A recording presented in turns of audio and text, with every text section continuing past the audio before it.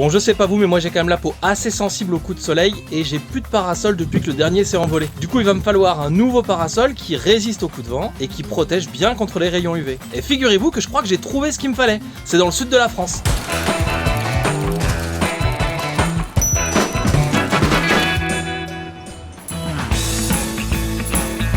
Nous sommes à Gruissant, dans l'Aude, à quelques kilomètres de Narbonne, un endroit connu pour son climat méditerranéen, mais venteux. Ça nous a paru être l'endroit idéal pour rencontrer Xavier et Cyril, un Toulousain et un Perpignanais, qui ont inventé un tout nouveau système de parasol, c'est le parasol Leaf.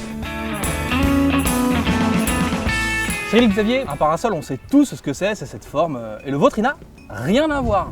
Non, tout à fait, on a complètement repensé et dépoussiéré le parasol qui n'avait pas évolué depuis une centaine d'années en traitant tous ses défauts qu'on connaît tous. Il est encombrant, il ne protège pas bien, il n'est pas pratique à utiliser.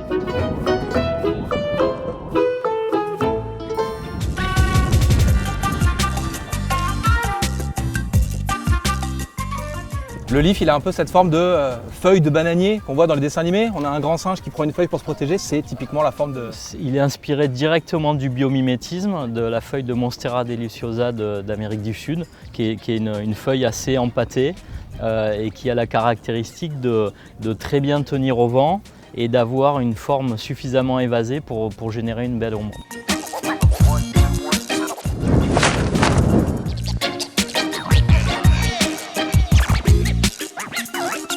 Bon alors j'ai tout compris, je vais le faire moi. Je commence avec un pied d'ancrage bien vertical. Voilà. Tac. Et ensuite je visse. Donc j'ai mon pied qui est... Ah oui, c'est Excalibur en fait. On peut le retirer que si on en est digne. Voilà. Je prends ma Leaf. Il y a un pied. Une rotule. Donc là, il y a le déverrouillage de la rotule qui permet d'orienter la voile en fait en fonction de la course du soleil tout au long de la journée.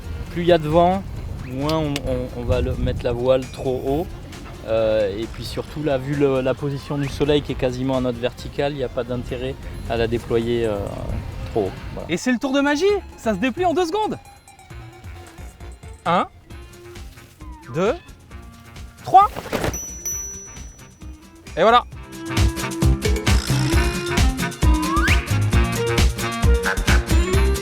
Et donc forcément la Leaf sur la plage, ça attire les regards, hein. Tout le monde veut jouer avec. On a une dame qui est venue spontanément tester la Leaf avec nous.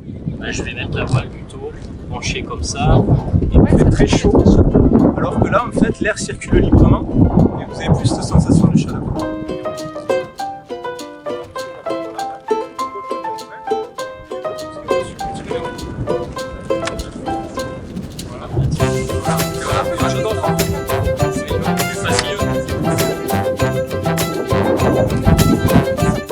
Et c'est son trucage, on se connaissait pas avant, vous n'êtes pas une complice hein? Non, pas du tout.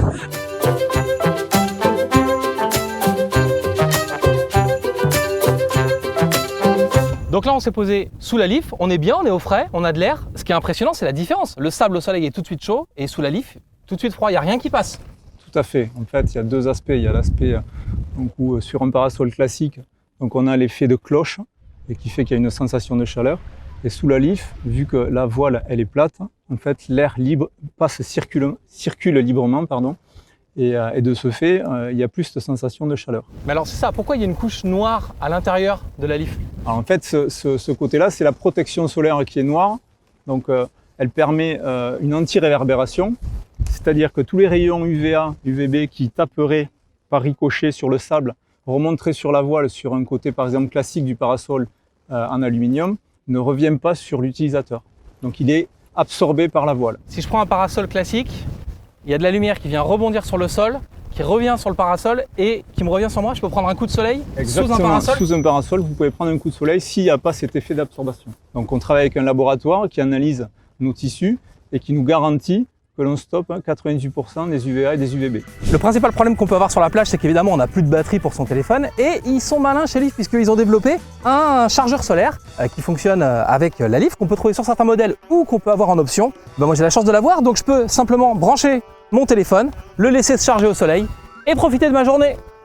Ah! On est pas mal quand même hein.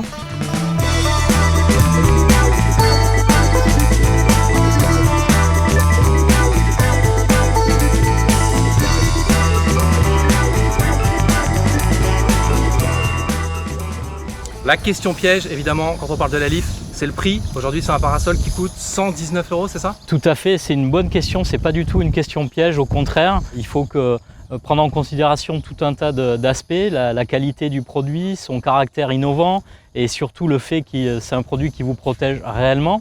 Un produit, on l'a dit juste avant, que vous allez garder sur la durée, que vous n'allez pas jeter après le premier jour d'utilisation. Au contraire, on a des clients, comme on disait, qui ont une Leaf depuis 3 ans et qui viennent nous voir pour changer une petite pièce qu'on leur donne. Donc en plus, il y a un caractère polyvalent, on ne va pas l'utiliser pour une utilisation. Chez soi aussi, on a du soleil, donc on va pouvoir augmenter l'utilisation du produit sur la durée. C'est pas une fois par an, c'est beaucoup de fois par an. Au parc avec moi dès les premiers soleils de février. Voilà, en randonnée, un petit peu partout.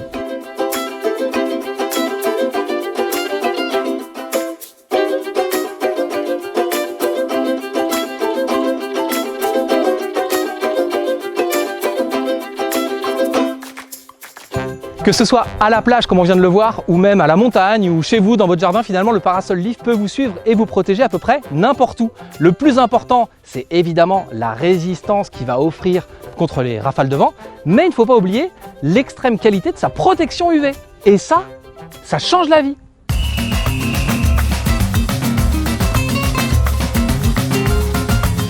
Et oui Jamy, et là tu peux le replier et le ranger dans le sac. Super Matt.